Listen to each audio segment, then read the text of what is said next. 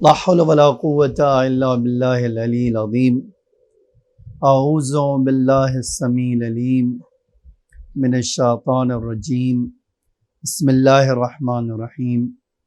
الحمد لله الذي لا يبلغ مدحته القائلون ولا يحصي نعماءه العادون ولا يودي حقه المجتهدون الذي ليس لصفته حد محدود ولا نعت موجود ولا أجل ممدود فطر الخلائق بقدرته ونشر الرياح برحمته ووتد بالصخور ميدان أرضه ثم الصلاة والسلام والتحية والإكرام على بشير النذير والسراج المنير حبيب إله العالمين أبي القاسم المصطفى محمد. اللهم صل على محمد وآل محمد وعلى آله الطيبين الطاهرين المعصومين المظلومين الغر الميامين، لا سيما الإمام المبين بقية الله في الأرضين الحجة الثاني عشر الإمام المهدي المنتظر صلوات الله وسلامه عليه. أما بعد، فقد قال الله تعالى: ويقول الذين آمنوا لولا أنزلت سورة فإذا أنزلت سورة محكمة وذكر فيها القتال رأيت الذين في قلوبهم مرض ينظرون إليك نظر المغشي عليه من الموت فأولى لهم. فضان گرامی، ہم سورہ محمد کی 20ویں آیت 19 آیت تک ہم نے تفصیل اس کی بیان کر دی تھی. آج 20ویں آیت کے بارے میں بات کرنا. اس کا ترجمہ یہ ہے کہ اے وہ لوگوں جو ایمان لائے ہیں، کیوں آپ یہ نہیں کہتے کہ ہمارے اوپر اللہ تعالیٰ جہاد کے بارے میں ایک سورہ نازل کر دے. جب اللہ کی طرف سے ایک سورہ جہاد کے سلسلے میں واضح اور محکم طور پر نازل ہو جاتا ہے اور اس میں جنگ کا تذکرہ ہوتا ہے، تو جن لوگوں کے دل بیمار ہیں وہ آپ کو اس طرح نظریں پھاڑ پھاڑ کے دیکھتے ہیں جیسے کہ کوئی مرنے کے قریب پہنچ گیا ہو. عزیزان گرامی، اس آیت کے بعد ایک تقاضا آیا ہے، اور وہ تقاضا یہ ہے، اور میں بھول گیا تھا، میرے چند مومنین کا نام ہے، ان کے لیے ایک سورہ فاتحہ پڑھ دیں. ان کا نام ہے انور علی راشد وسرام، زہرا یوسف عبداللہ بنانی، ذوالفقار علی انور علی راشد، فاطمہ حسین قاسم وسرام، شیرین حسین علی داؤدانی، حسین علی نور، محمد داؤدانی، زرینہ بائی ہرجی والی، رقیہ بائی ہرجی والی، اور تمام مومنین امنات کی روح کو ایصال فرما. بسم اللہ الرحمن الرحیم. الحمدللہ رب العالمین الرحمن الرحیم مالک یوم الدین ایاک نعبد و ایاک نستعین اہدنا الصراط المستقیم صراط الذین انعمت علیہم غیر المغضوب علیہم ولا الضالین.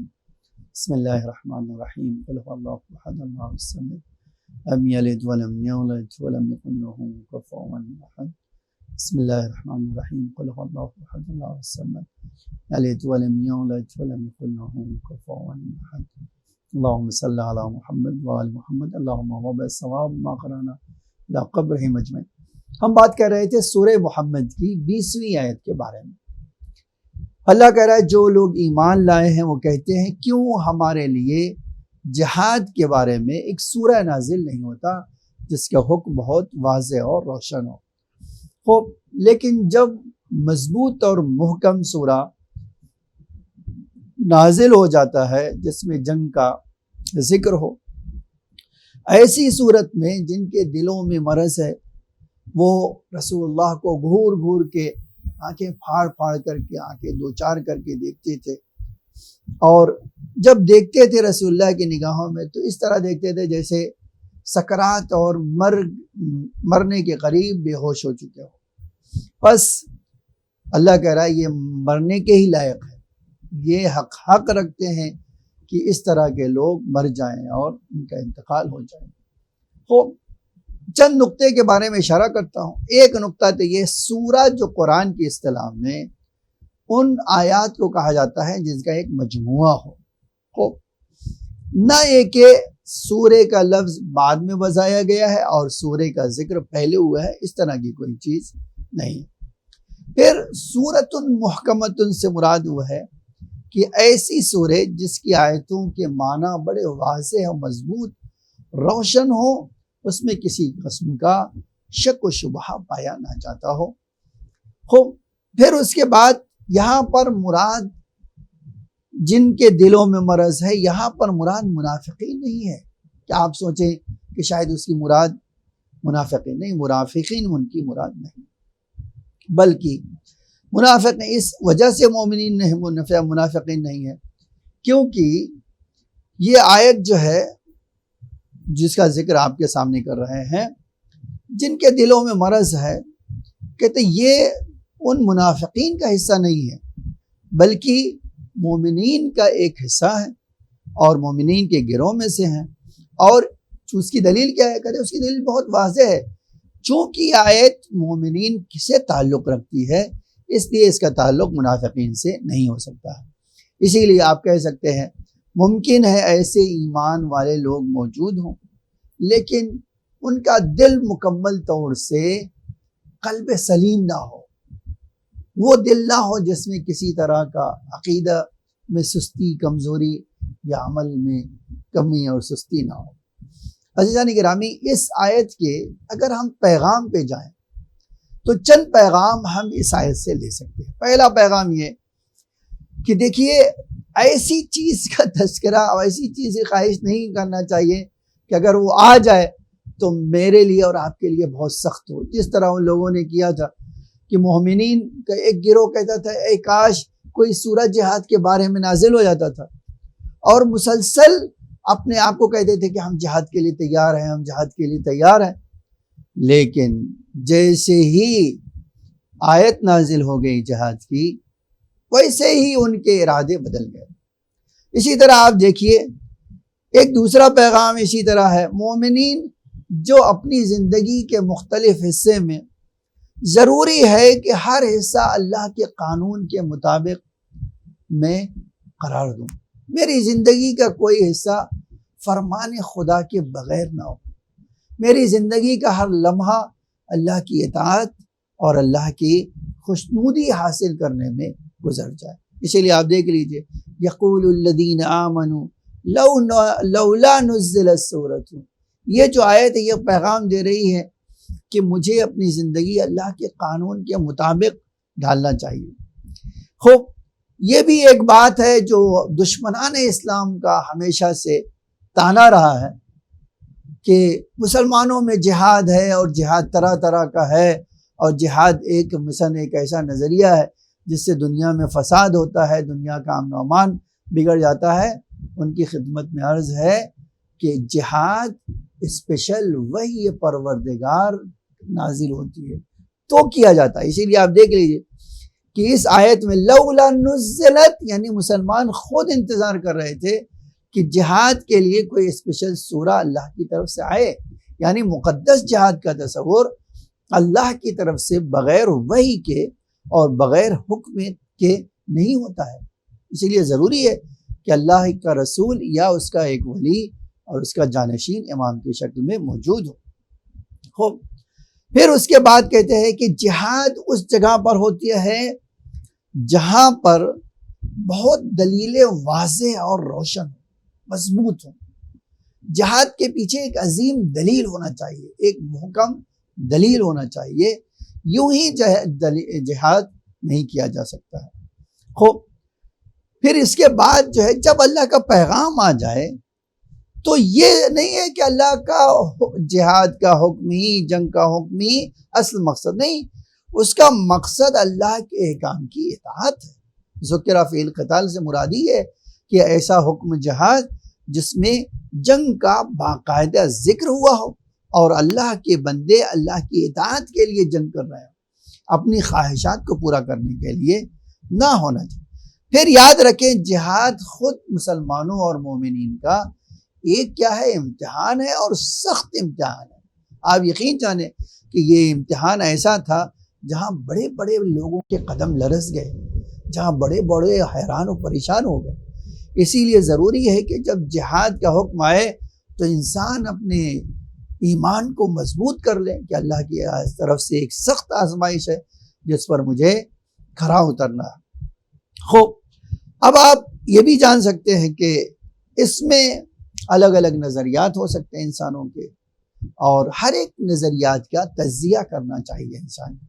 شاید رأیت ینظرون الیک، پیغمبر صلی اللہ کرے، پیغمبر آپ دیکھیں، تجزیہ کرے یہ لوگ جو الگ الگ نظریات دے رہے ہیں اس کے پیچھے حکمت کیا ہے۔ پھر اس کے بعد جو ہے دیکھیے یہ بات کہ جہاد کا خوف یہ جو ہے خود انسان کے دل بیمار ہونے کی دلیل ہے، اور جن کا ایمان کمزور ہے وہی جہاد کا حکم آنے کے بعد کیا کرتے ہیں، وہ ایسا ان پہ مردنی چھا جاتی ہے، وہ طرح طرح کے بہانے ڈھونڈنے لگتے ہیں اور اس طرح ہو جاتے ہیں جیسے ان کی موت ان کے سامنے کھڑی ہو۔ خوب، اسی لیے آپ دیکھیے یہ آیت فی قلوبہم مرض ینظرون الیک، جن کے دلوں میں مرض ہے وہ آپ کی طرف اس طرح دیکھتے ہیں جیسے موت کا سایہ ان کے سر پر منڈلا رہا ہو۔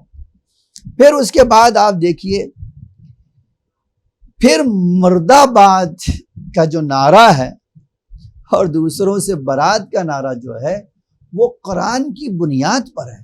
اس میں اب اسی سے اندازہ لگا سکتے ہیں، کہتے ہیں فاول لہم، اللہ کہہ رہا ہے یہ تو خود مرنے کے لائق ہی ہیں، اس طرح کے لوگوں کی ضرورت ہی کیا ہے۔ خوب، یہ ایک تھی یہ آیت کا پیغام میں نے آپ کو سنایا۔ اب آپ کو حدیث سناتا ہوں کہ آپ دیکھیے کیا اللہ کہنا چاہتا تھا۔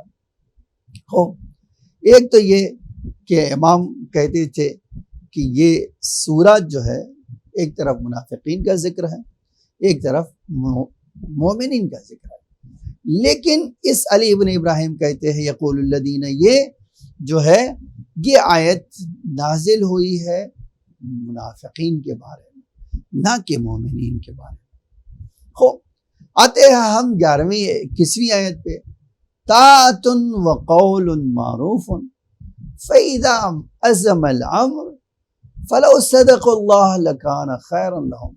ترجمہ اس کا یہ ہے کہ ان کے لیے بہتر تھا، یعنی جب آیت اللہ کا حکم جہاد کے لیے نازل ہو گیا تو ان کے لیے بہتر تھا کہ وہ اللہ کے حکم کی انجام دہی میں سر و تن سے پورے من دھن سے اس کی انجام دہی میں لگ جاتے تھے۔ خوب، اور ایسی بات کرتے تھے جو ایمان کے لائق ہو، ایسی بات نہیں کرنا چاہیے تھا جس میں اللہ کی ناراضگی کا شائبہ بھی پایا جاتا ہو۔ اگر کسی کے سامنے بھی جب اللہ کا قطعی حکم جہاد کا آ جائے تو جو سچے لوگ ہیں وہ بڑے پاکیزگی کے ساتھ، بڑے سچے دل سے، سچی نیت کے ساتھ کیا کرتے ہیں، اللہ کے حکم کو انجام دینے میں جٹ جاتے ہیں۔ اور اللہ کہتا ہے سب سے بہترین یہی ہے کہ آپ اگر سچے ہیں تو اپنی نیت اور اپنے سچے ارادے کا پتہ بتائیے اس کے آپ کے پاس دلیل کیا ہے، آپ کے لیے کہنا خالی نہیں ہے، اس کے پیچھے راز کیا ہے، اس کے پیچھے حکمت کیا ہے۔ خوب، ابن عباس کہتے ہیں کہ اے میرے، جب یہ فیض اعظم نازل ہوئی تو کہتے ہیں آپ اے میرے حبیب جہاد کے حکم کو پورے مضبوطی کے ساتھ، پکے ارادے کے ساتھ آپ جائیے اور انجام دیجیے۔ اور آپ کے دشمن جو بنی امیہ ہیں اگر وہ سچے ہیں، وہ کہہ رہے ہیں کہ ہم ایمان لائے ہیں، اور تو وہ اپنے ایمان کی سچائی جہاد کر کے کیوں نہیں پیش کر رہے ہیں؟ کیوں جہاد کا حکم سنتے ہی ان کے وجود پہ لرزہ طاری ہو جاتا ہے اور وہ اس طرح دکھائی دیتا ہے جیسے ان کے سامنے موت کھڑی ہو، جبکہ انہیں اس طرح چیزوں سے نہیں ڈرنا چاہیے۔ خوب، اگر آپ دیکھیں طاعت سے مراد یہاں پر مطلق اطاعت ہے۔ عزمل سے مراد کیا ہے؟ یہ عزمل مراد سے یہ ہے کہ ایک ایسی حالت جہاں انسان کا پکا ارادہ عملی ہو جائے، نافذ ہو جائے، اور اس میں سے بعض لوگ شدت اور کہتے ہیں عزم الامر سے مراد جب جنگ شدید ہو، جب ہر طرف کشتے پہ پشتے لگ جائیں اور ہر طرف جو ہے جنگ کا بازار گرم ہو، تو عزم الامر اللہ یہ کہہ رہا ہے، یہ بتانے کے لیے۔ خوب، اب آپ کبھی سوچئے جتنے بھی قرآن میں جہاد کا حکم دیا گیا ہے اس میں اللہ تعالیٰ نے ان مسلمانوں کی حالت طرح طرح کی بتائی ہے۔ خالی کہتے تھے مثلا جن کا دل ایمان سے امتحان کے لیے کمزور تھا یا سست تھا، وہ ہمیشہ جانتے ہیں بہانہ بازی ڈھونڈتے، ہمیشہ کچھ نہ کچھ عذر تراشتے۔ اب ایک مثال ہے، آپ دیکھ لیجئے، اسی قرآن میں آپ متعدد آیتوں میں منافقین اور کمزور دلوں کا بہانہ پڑھ سکتے ہیں۔ اب ایک مثال یہ ہے، جب جنگ کا حکم آتا تھا تو کہتے تھے ابھی ہم بہت کمزور ہیں، لا طاقت لنا، ہمیں جنگ کرنے کی سکت نہیں ہے، طاقت نہیں، ہم جہاد نہیں کر سکتے، ہم کمزور انسان ہیں۔ خوب، پھر کبھی یہ بہانہ لگاتے تھے، کہتے لیتے تھے، پیش کرتے تھے کہ ہمارا گھر والے جو ہے وہ امن و امان میں نہیں ہیں، اور اگر ہم چلے جائیں گے تو ہمارے گھروں میں جو ہے سیکورٹی نہیں رہ جائے گی اور کوئی بھی آ کر ان کو نقصان پہنچا دے گا۔ آپ دیکھیے یہ آیت قرآن کی طرف بیوتنا اورا، کبھی بہانہ یہ بنا دیتے کہ ہمارے گھر کی سیکورٹی خطرے میں پڑ جائے گی اگر ہم جنگ پر اور جہاد پر چلے جائیں گے۔ کبھی یہ سورہ برات میں آپ ارشاد دیکھے ہے، کہتے تھے کہ ابھی بہت گرمی ہے، تھوڑا موسم اچھا ہو جائے تو ہم جنگ کرنے کے لیے چلیں گے۔ لا تنفروا فی الحر، کہتے تھے ابھی گرمی میں آپ کچھ نہ کریں، تھوڑا صبر کر لیں، ٹھنڈی آ جانے دیں۔ خوب، اگر جو ہے پھر کہتے تھے اگر ہم جنگ میں شرکت کریں تو گناہ میں مبتلا ہو جائیں گے۔ خوب، یہ جنگ تبوک میں ایک عجب بہانہ مسلمانوں نے پیش کیا، کہے کہ ہم جب اگر جائیں گے رومیوں سے جنگ کرنے پر تو ان کی لڑکیاں ہمیں فتنے میں ڈال دیں گی، ہم ان کو دیکھیں گے تو ہمارے دل جو ہے کمزور پڑ جائیں گے، اسی لیے ہم جنگ کے میدان میں نہیں آئیں گے، تاکہ ہمارا ان کے سامنے، اگر آپ مثال دیں تو اس کی آج بہترین مثال کیا ہے؟ داعش ہے۔ داعش کہتے تھے کہ ہم ان سے نہیں لڑیں گے جہاں لڑکیاں ہوں، اور وہی بدماش انہی لڑکیوں کے ساتھ کیا بے حرمتی سے پیش آتے تھے۔ آپ کبھی سوچئے کس طرح وحشی جانور تھے یہ لوگ۔ اللہ نے ان کا ریشہ اس دنیا سے ختم کر دیا، ان کی بنیاد کو ہلا دیا، اور یقیناً وہ تو مٹنے ہی والے تھے۔ آپ دیکھیں پھر خود ہی آپ یہ آیت میں پڑھ سکتے قرآن، وَلَا تَفْتِنِّي، اے اللہ کے رسول ہمارا جنگ میں جا کر اس طرح کی حالات کا شکار ہو، ہمارا امتحان نہ لیجیے۔ اسی طرح آپ جانتے ہیں قرآن جنگ سے بھاگنے والے کو کہتا ہے کہ وہ ایک فتنہ، الا فی الفتنۃ سقطوا، کہتے ہیں ہم یہ فتنے سے بچنا چاہتے ہیں، اللہ کہہ رہے ہیں یہ لوگ فتنے سے بچنا نہیں چاہتے ہیں، فتنے میں ڈوب رہے ہیں، فتنے میں گر رہے ہیں، فتنے میں پڑ رہے ہیں۔ خوب، پھر کبھی کہتے تھے ابھی مناسب نہیں ہے جنگ کے لیے، حالات سازگار نہیں ہے، تھوڑا وقت جو ہے تاخیر کر دیجئے، جنگ میں تھوڑا مہلت لے لیجئے، لولا اخرتنا، کبھی اس طرح کا معنی کرتے تھے۔ کبھی کہتے تھے کہ ہم ڈر رہے ہیں کہ کہیں ہمیں اللہ کی طرف سے بلا اور بڑا نقصان نہ آ جائے، یہ نخشى ان تصیبنا ضائرہ، ہمیں بہت خوف ہے کہ کہیں اس جہاد کے ذریعے سے بڑی مصیبت اور بڑی پریشانی میں گرفتار نہ ہو جائے۔ خوب، اگر آپ دیکھیں یہ سب کے سب کیا ہے؟ بہانہ تھا۔ اللہ اس آیت میں 21 نمبر کی آیت میں کہتا ہے دیکھو جب اللہ کا حکم جہاد آ جائے تو اس طرح کی بہانہ بازی تمہارے لیے اچھی نہیں ہے، یہ تمہارے ایمان کی کمزوری کی دلیل ہے، بلکہ بہانہ بنانے کے بجائے مضبوط دل اور ارادے سے اللہ کی اطاعت کرو، اور اللہ کے اس حکم کے مقابل میں ہمیشہ اچھی بات زبان سے نکالو، اچھی بات اور بہترین باتیں کیا کرو، طاعۃ وقول معروف جیسے کہا۔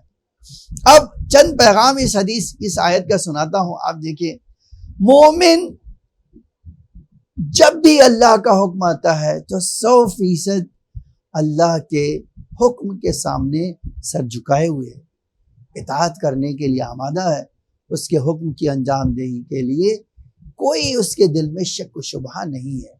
خوب، دوسرا یہ کہ انسان کے قول اور عمل میں تضاد نہیں ہونا چاہیے، انسان کی گفتار اور رفتار میں ٹکراؤ نہیں ہونا چاہیے، بلکہ دونوں صحیح ہونا چاہیے۔ جہاں عقیدہ صحیح ہونا بہت اہمیت کا حامل ہے، وہیں پر یہ جو ہے عمل کا بھی صحیح اور درست ہونا بہت ضروری ہے۔ اسی لیے اللہ کہتا ہے کہ دیکھو تمہاری باتیں ہی نہیں، تمہارا عمل بھی نیک ہونا چاہیے۔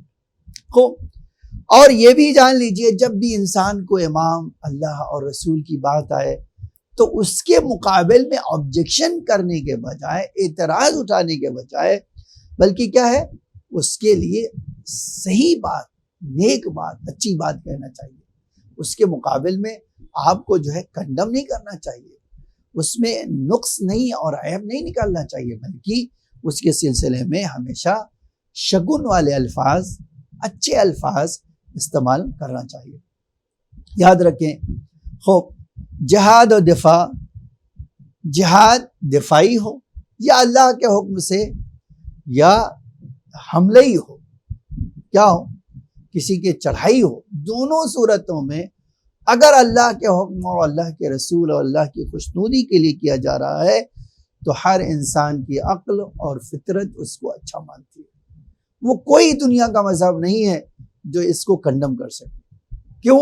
اس لیے کہ یہ عین فطرت اور عقل کے مطابق ہے۔ خوب یاد رکھیں، جہاد سے وہی ڈرتا ہے انسان جس کے عمل میں سچائی نہیں پائی جاتی، جس انسان کے عمل میں سچائی پائی جاتی ہو، جس کے کردار میں سچائی پائی جاتی ہو، وہ کبھی بھی جہاد سے خوف نہیں کھائے گا بلکہ جہاد کی طرف دوڑ جائے گا۔ اور یاد رکھیں، اللہ خود کہہ رہا ہے جہاد میں انسان کا نقصان نہیں ہے، انسان کا فائدہ ہے، اور طرح طرح کا فائدہ ہے۔ یہ ایک طرح کا فائدہ نہیں ہے بلکہ طرح طرح کا فائدہ اس چیز میں رکھا گیا ہے۔ خوب، یہ تھی 21 نمبر کی آیت۔ 22 نمبر کی آیت میں اللہ ارشاد فرماتا ہے فَهَلْ عَسَيْتُمْ إِن تُفْسِدُوا فِي الْأَرْضِ وَتُقَطِّعُوا أَرْحَامَكُمْ۔ اے وہ لوگ جن کے دل بیمار ہیں، جن کے ایمان سست ہیں، اگر تم جہاد سے منہ موڑ لو گے، اگر تم جہاد کو نہیں اپناؤ گے، اگر تم نے جہاد کی طرف کوشش نہیں کی، خوب تو یاد رکھنا آپ سے کسی چیز کی امید نہیں ہے سوائے ایک زمین پہ فساد برپا کریں، سوائے ایک زمین کو خراب کریں۔ خوب، اور رشتہ داروں سے قطع تعلق نہ کریں، بلکہ رشتہ داروں سے ہمیشہ حسن سلوک کریں اور نیکی سے عمل کریں۔ اسی لیے آیا ہے کہ فساد نہ کریں اور اپنے رشتہ داروں سے قطع تعلق نہ کریں، بلکہ یہ وہ لوگ ہیں اگر قطع تعلق کر لیں گے تو اللہ کی رحمت سے اور دور ہو جائیں گے، اور ان کے کان اور آنکھ کو اللہ اندھا کر دے گا، نہ کوئی حق سن سکیں گے اور نہ ہی کوئی حق دکھائی دے گا، ان کو سچائی اور حق ہرگز دکھائی نہیں دے گا۔ مفسرین تولیتم کا 2 معنی بیان کرتے ہیں۔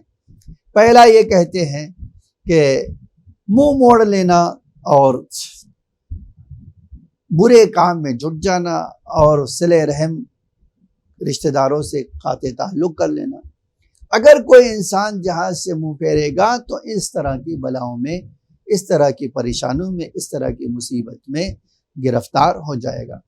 خوب، دوسرا معنی ولایت کا یہ ہے کہ لوگوں کے اوپر حکومت کی باغ ڈور اپنے ہاتھ میں لے لے اور پھر دوسرے کا قلع کما کر دیں، ان کی اینٹ سے اینٹ کو بجا دیں۔ دوسرا معنی جو ہے آیت کے معنی سے ہم آہنگ نہیں ہے، اسی لیے آیت خطاب کرتی ان لوگوں کے سے جن کا ایمان بہت کمزور ہے، اور یہی نہیں بلکہ جو ہے ایمان کمزور ہونے کے بعد اپنی جان اور اپنے مال کی حفاظت کرتے ہوئے جہاد سے بھی منہ موڑ لیتے ہیں۔ آپ ایسا نہ سوچیں کہ جہاد ہم چھوڑ دیں گے تو سیکیور ہو جائیں گے، جہاد چھوڑنے سے کوئی سیکیور نہیں ہو سکتا ہے۔ اس لیے یہ لوگ جو بھاگے تھے جنگ میں، انہوں نے کیا کیا؟ آپ دیکھ لیں، تاریخ پڑھ لیں، جو لوگ جنگ سے بھاگے انہوں نے سوائے زمین پر فساد پھیلانے کے اور سوائے ایک دوسرے کو مارنے اور مرنے کے انہوں نے کسی چیز کا جو ہے خیال نہیں کیا، کسی اور چیز سے وابستہ نہیں ہوئے۔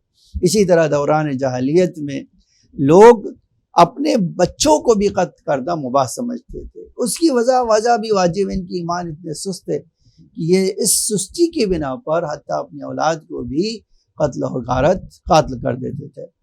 آج آئیے چند پیغام سناتا ہوں اور حدیث اس بارے میں روایتیں کیا کہتی ہیں وہ سناتا ہوں۔ پہلا یہ کہ دین سے منہ موڑ لینا، قرآن کے حکم سے منہ موڑ لینا۔ یہ کیا ہے؟ انسان اگر قرآن کے حکم سے منہ موڑ لے گا، دین کے حکم سے منہ موڑ لے گا، تو زمین میں فتنہ اور فساد کا اور تباہی اور بربادی کا سبب ہوگا۔ ان تولیتم، خود اسی بات کی طرف اشارہ ہے۔ دوسری بات یہ کہ آپ جان لیجئے آج دنیا میں جو ہماری سوسائٹی میں، شیعہ معاشرے میں بھی گھر کر گیا جو چیز عام طور سے پائی جاتی ہے، وہ کیا؟ صلہ رحم کو چھوڑ دینا، رشتہ داروں سے بھاگنا۔ کہیں وہ بھاگنا اس لیے کہ کہیں کوئی ان کی دولت نہ لے لے، بھاگنا اس لیے کہ کہیں ان کے پیسے نہ کم ہو جائیں، بھاگنا اس لیے کہ کہیں ہمارا رشتہ دار ہم سے کچھ مانگ لے۔ تو آپ اندازہ کریں، جبکہ قرآن کیا کہتا ہے؟ قرآن کہتا ہے اگر کوئی صلہ رحم چھوڑ دے گا، رشتہ داروں سے تعلقات بنانا بند کر دے گا، تو کیا کرے گا؟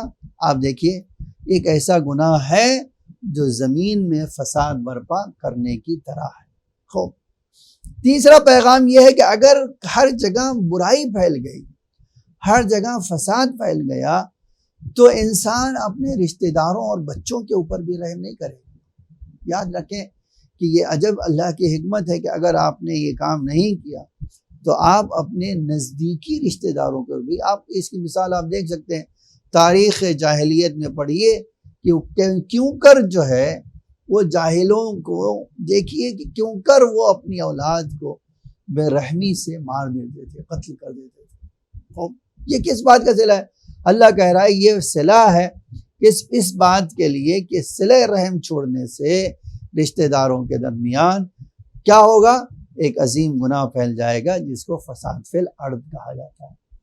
اور اگر کہیں فساد پھیل گیا تو آپ یقین جانیں آپ کا دل ایسا سخت ہو جائے گا کہ آپ اپنے بچوں کو قتل کرنے سے بھی نہیں رکیں گے، نہیں ہچکچائیں گے، آپ ان کو بھی مار دیں گے۔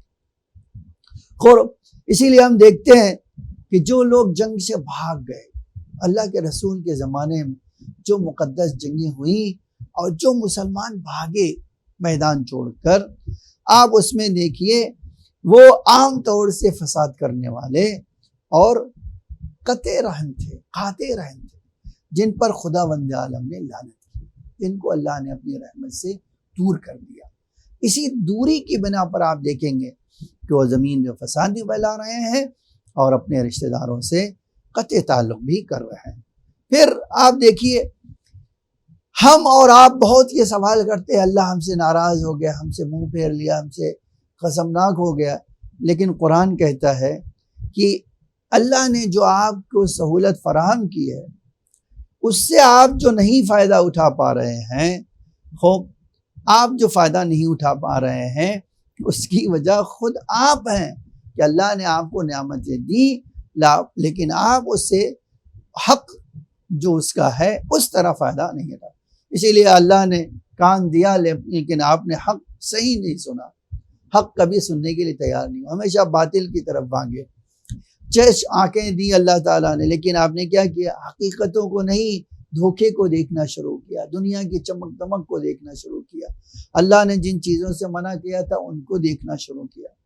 اسی لیے آپ کہہ سکتے ہیں اللہ کی رحمت سے محرومیت خود انسانی عمل کا نتیجہ ہے، ورنہ اللہ اپنے رحمت تو ہر بندے کو دینا چاہتا ہے۔ یہ بندہ ہے جو نہیں لینے کے لیے تیار ہے، یا ایسا کام کرتا ہے جس سے اللہ کی رحمت اس سے دور ہو جائے اور ہرگز اس کا سامنے اللہ کی رحمت نہ آئے۔ خوب اسی لیے پیغام بھی اللہ کا ہے، تفسدوا تقطعوا لعنهم اللہ، تم نے فساد کیا ہے، تم نے رشتہ داروں کا تعلق توڑ لیا ہے، اس لیے تم اللہ کی رحمت سے دور ہو گئے ہو، اللہ کی رحمت سے محروم ہو گئے ہو۔ خوب یہ بھی ایک پیغام ہے کہ آپ جان لیجئے سب سے بڑی جو ہے محرومیت کیا ہے سب سے بڑی محرومیت؟ وہ حقیقی طور پر معرفت نہ ہونے کی ہے۔ اسی لیے کہا ہے لعنہم اللہ فاسمہم، اللہ کی لعنت ان پر، اور بے شک وہ گونگے ہو جائیں گے اور بہرے ہو جائیں گے، اندھے ہو جائیں گے۔ اور یہ بات جان لے، ناجائز جو ہے فائدہ اٹھانا یا عام طور سے جو چیزیں فائدے کے قابل ہیں اس سے فائدہ اٹھانا، خوب کہتے ہیں یہ مفید نہیں ہے، بلکہ یہ اللہ کی دی ہوئی عظیم طاقت ہے اور اللہ کی رحمت سے دور ہونے کا نتیجہ بھی ہے۔ تو یہ تھی چند آیت، 21ویں نمبر کی آیت کے بارے میں ہم نے آپ کے سامنے کیا کیا، آپ کے سامنے یہ چند پیغام قرآن کا سنایا۔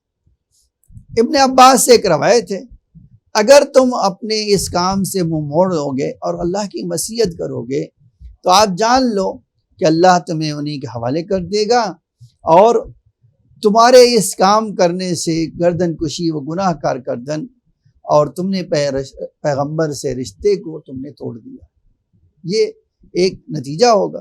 اسی لیے فرمایا کہ یہ آیت جو ہے اس کا شروع کا اہل بیت و بنی ہاشم کے بارے میں نازل ہوئی ہے، اور اس کا آخری حصہ جو نازل ہوا ہے وہ بنی امیہ کے بارے میں ہے۔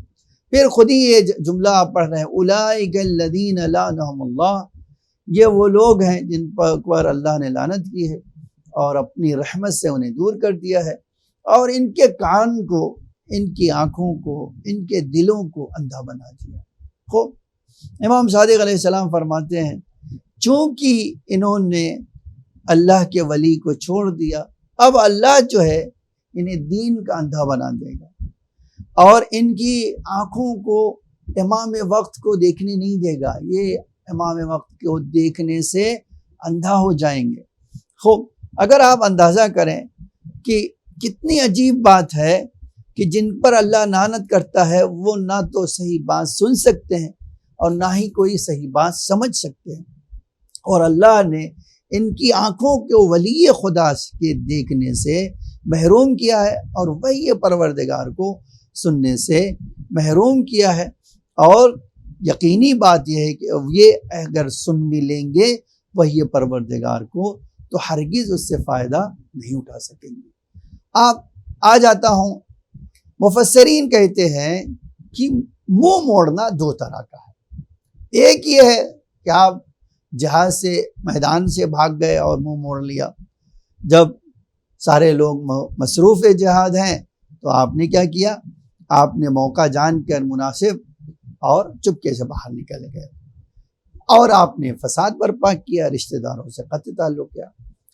اور پھر ایک دوسرا جو معنی ہے وہ یہ کہ جب آپ حکمراں بن جاتے ہیں تو لوگوں کو ساتھ درندگی سے پیش آتے ہیں، ان پہ ہرگز رحم نہیں کرتے، نہ ہی ان کے ساتھ کوئی مروت کرتے ہیں، اور نہ ہی کوئی ان کے ساتھ ہمدردی کرتے ہیں، نہ ہی ان کے حقوق کا خیال رکھتے ہیں، نہ ہی ان کے رفاہ کے لیے کچھ کرتے ہیں، بلکہ ایک خوخار جانور کی طرح ان کے ساتھ پیش آتے ہیں۔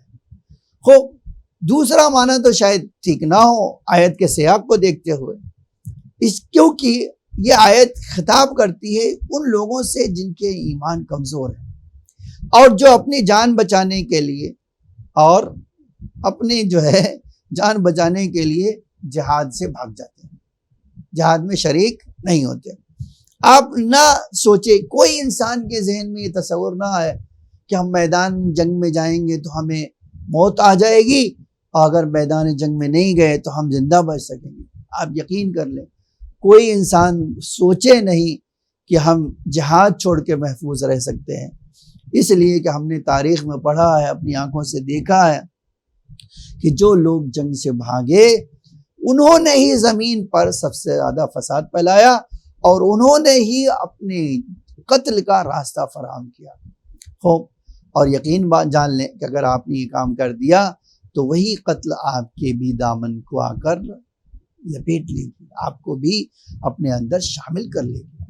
اسی طرح جاہلیت کے زمانے میں آپ دیکھیے کتنا لوگ اپنے ہاتھوں سے اپنی اولاد کو قتل کر دیتے تھے اور اس کو برا بھی نہیں سمجھتے، یہ آپ تاریخ میں پڑھ سکتے ہیں، دیکھ سکتے ہیں۔ اب یہاں سے چند پیغام کے بارے میں آتا ہوں کہ آپ دیکھیں اس آیت سے کیا پیغام لے سکتے ہیں. دیکھیے یہ تصور کہ دیدار بن جائیں گے تو ہم اچھے، دین سے بھاگ جائیں گے تو اچھے بن جائیں گے، دین سے بھاگیں گے تو ہم کامیاب ہوں گے، دین سے بھاگیں گے تو ہم ترقی کریں گے. اللہ اس آیت میں کہتا ہے کوئی آدمی دین کے اوپر نہ چل کر، دین سے منہ پھیر کر ہرگز کامیابی حاصل نہیں کر سکتا، بلکہ جتنا قرآن کے حکم سے، جتنا دین سے بھاگے گا، اتنا ہی اس کے لیے بربادی کے لیے زمین ہموار ہوگی. یقین جانیں اتنا ہی اس کی تنزلی کے لیے راستہ ہموار ہوگا، اتنا ہی اس کے لیے پریشانی کے لیے میدان تیار ہو جائے گا. اسی لیے کبھی بھی اللہ کے حکم اور قرآن کے حکم سے بھاگنے کی کوشش نہ کریں. اور دوسری بات یاد رکھیں، جس چیز کی تاکید بہت زیادہ ہوئی ہے وہ صلہ رحم کی ہے. اگر کوئی آدمی اپنے رشتہ داروں کو چھوڑ دیتا ہے کسی بھی خوف کی بنا پر، تو آپ جان لیجئے یہ ایک تو بہت بڑا گناہ ہے، یہاں تک کہ فساد فی الارض میں شامل ہوتا ہے. دوسرے اس کا وضعی اور اس دنیا میں بہت جلدی اثر ظاہر ہوتا ہے. اسی لیے روایتوں میں جو آیا ہے کہ بہت جلدی جو عذاب نازل ہونے کا سبب بن جاتا ہے، ایک چیز کیا ہے اس میں سے اپنے رشتہ داروں کو اچھی طرح سے پیش نہ آنا، ان سے رشتے توڑ لینا، ان سے بھاگنا، ان سے اپنے رابطے کو، اپنے ریلیشن کو مضبوط نہ کرنا. یہ سبب بنتا ہے بہت ساری نعمتیں چھن جائیں، عمر گھٹ جائے، گھر برباد ہو جائے، عذاب نازل ہو جائے. اسی لیے ضروری ہے کہ ہم کبھی بھی چند ٹکڑے کے لیے، چند پیسے کے لیے اپنا رشتہ داروں سے اپنے تعلقات کو ہرگز خراب نہ کریں، بلکہ اگر اس راستے میں کچھ قربان کرنا ہو تو قربان کر دیں. پیغمبر اکرم کہتے تھے کہ میں وہ ہوں کہ اگر 1 سال پورا لگے سفر کرنے میں تاکہ کسی رشتہ دار سے جا کر صلہ رحمی کر سکوں، تو میں ہرگز یہ کام چھوڑوں گا نہیں. میں اس کام کو کرنے کے لیے پورا سال سفر کروں گا تاکہ صلہ رحم کر سکوں. خوب، تیسرا پیغام یہ ہے، دیکھیے جب کسی بھی جگہ زمین پہ، کسی کے حصے میں، کسی بھی خطے میں، کسی بھی محلے میں، کسی بھی شہر میں جب فساد برپا ہوتا ہے، پھیل جاتا ہے، تو انسان پھر نہ اپنے کو بچا سکتا ہے نہ رشتہ داروں کو بچا سکتا ہے. اور یقین جانیں پھر اپنے اوپر بھی رحم نہیں آتا اس کو، اپنے رشتہ داروں کے اوپر بھی رحم نہیں آتا ہے. خوب، یہ بھی ایک پیغام ہے اس آیت کا کہ جنگ سے بھاگیں گے تو ایک دوسری مصیبت میں گرفتار ہو جائیں گے، اور سب سے بڑی مصیبت یہ ہے کہ اللہ کی لعنت کے مستحق بن جائیں گے. آپ یقین جانیں کوئی آدمی اللہ کی لعنت خرید کر جیت نہیں سکتا ہے، جی نہیں سکتا ہے، باقی نہیں رہ سکتا ہے. بلکہ ضروری ہے کہ جب اللہ کی رحمت کا خریدار بنے، اللہ کی زحمت کا، اللہ کی طرف سے جو ہے محرومی کا ہرگز شکار نہ بنے. خوب، اس کے بعد یہ بھی جان لیجئے کہ اللہ تو اپنی رحمت ہر بندے تک پہنچانا چاہتا ہے. جب اس نے اپنے رسول کو رحمت دنیا بھر کے لیے بنائی تو اللہ کی رحمت سے بڑی تو رحمتی وسعت کل شیء. یہ دعا کا جملہ ہے جو ہم کہتے ہیں کہ اللہ کی رحمت تو ہر چیز سے بڑی ہے. اللہ کی رحمت میں تو کوئی کمی ہے ہی نہیں. اللہ آج اس مہینے میں، ہم جس مہینے میں ہیں، یہ بات گفتگو کر رہے ہیں، قرآن کی تفسیر آپ کے سامنے پیش کر رہے ہیں، اس کا پہلا 10 دن تو اللہ کی رحمت ہی رحمت ہے. تمام نبی رسول اللہ فرماتے تھے اول مہینہ جو ہے 10 دن ہر طرف اللہ کی رحمت. اور واقعاً اگر آپ آنکھیں کھلی رکھیں تو آپ دیکھ سکتے ہیں کہ ہمیں کیسے اللہ کی رحمت مل رہی ہے، کیسے ہمارے لیے اللہ نے اپنا دسترخوان بچھایا ہے. ہم کیوں کر اس کے دسترخوان سے فیضیاب ہو رہے ہیں اور کیسے ہم اس سے لذت اٹھا رہے ہیں. خالی انسان کو ایک ویژن اور آنکھیں کھلی رکھنے کی ضرورت. اور یاد رکھے اب اگر کسی کو اس مہینے میں اللہ کی رحمت نہ ملے، اللہ کے دسترخوان سے فائدہ نہ اٹھا سکے، اللہ کی مغفرت نہ مل سکے، اللہ کی نعمتیں نہ ملے، تو یہ خود اس کے عمل کا نتیجہ ہے، اس کے برے اختیار اور بری چوائس کا نتیجہ ہے. یہ نہیں ہو سکتا کہ اللہ ہر طرف رحمت نازل کر رہا ہو اور ایک ایک کو دیکھ کر دیں، نہیں، آپ اپنے آپ کو لائق ثابت کر دیں، یقین جانیں کہ مجھے اور آپ کو اللہ کی رحمت مل جائے گی۔ ہماری نالائقی سبب بنتی ہے، ہمارا فساد جو ہے سبب بنتا ہے کہ ہم اللہ کی رحمت سے دور ہو جائیں، ورنہ کوئی چیز نہیں ہے۔ پھر آپ جان لیجئے، اگر کوئی آدمی اللہ کی دی ہوئی نعمتوں سے صحیح طرح سے فائدہ نہیں اٹھائے گا تو نعمت اس کی چھن جائے گی۔ اسی لیے اگر اللہ نے آپ کو اور مجھے حق کان صحیح سالم دیا ہے اور حقی بات ہم نہیں سنتے تو ایک دن آئے گا اللہ ہمارے اس کان کو بہرا کر دے گا۔ اگر میں اس آنکھ سے اللہ کے حق نہیں دیکھ پا رہا ہوں اور اللہ کی رحمتوں کو نہیں دیکھ پا رہا ہوں، ایک وقت آئے گا میری آنکھیں اندھی ہو جائیں گی۔ عزیزان گرامی، اسی لیے جو اللہ کی نعمتیں ہمیں ملیں اس کے لیے ضروری ہے کہ ہم اللہ کی نعمتیں جب ملیں تو اس سے بھرپور فائدہ اٹھائیں اور اس طرح فائدہ اٹھائیں جس طرح اللہ چاہتا ہے، تاکہ اللہ ہمیں مزید اپنی نعمتوں سے نوازے۔ خوب یاد رکھیں، دنیا میں 2 روٹی کبھی چھن جانا بڑی محرومیت نہیں ہوتی، بلکہ بڑی محرومیت یہ ہے کہ انسان حقیقت کو سمجھنے سے محروم ہو جائے، اللہ کی مغفرت سے، اللہ کی جو رحمت سے محروم ہو جائے۔ یہ سب سے بڑی بات۔ آج آپ جان لی میری زندگی، آپ کی زندگی چند روزہ ہے، اس چند روزہ زندگی کی بات ایک ابدی زندگی ہے۔ اگر میں وہاں ہار جاؤں اور یہاں جیت جاؤں تو آپ جان لیجئے ہم نے گھاٹا کیا ہے، اس لیے کہ چند روز کسی چیز سے فائدہ اٹھا کر ہمیشہ کے لیے عذاب میں جانا کسی بھی عقل مند کے لیے کام اچھا نہیں ہے۔ ایک اور چیز یاد رکھیں، ناجائز فائدہ اللہ کی نعمتوں سے اٹھانا، ایسا اٹھانا جو عرف کے خلاف ہو، اور اللہ کی دی ہوئی طاقتوں کا اس سے جو ہے اللہ کی دی ہوئی طاقتوں کو استعمال ہی نہیں کرنا، یہ خود سب سے بڑی پہچان ہے اس بات کے لیے کہ ہم اور آپ اللہ کی رحمت سے دور ہو گئے۔ اگر اللہ کی رحمت سے دور نہ ہوتے تو یقین جانیں اللہ نے جو نعمتیں دیا ہے اس کا ہمیں بھرپور فائدہ اٹھانے کی اللہ ہمیں توفیق دیتا تھا۔ یہ میں نے آپ کو سامنے 22 اور 23 آیت سنائی ہے، اور یہی ایک سوال آپ کے سامنے کر دیتا ہوں، اور وہ سوال یہ ہے، پیغمبر اکرم کہتے تھے، کس کے لیے کہتے تھے کہ میں 1 سال سفر کرنے کو تیار ہوں یہ کام کرنے کے لیے۔ وہ کام کیا ہے جو میں نے روایت میں بتایا، اس کا ذکر آپ ہمیں بتائیں کہ وہ کون سا کام ہے جس کے لیے رسول اللہ پورے سال سفر کرنے کو تیار تھے، اور کہتے تھے اس کام کی اتنی ویلیو ہے کہ پورے سال سفر کر کے میں یہ کام کروں۔ آخر دعوانا ان الحمد للہ رب العالمین۔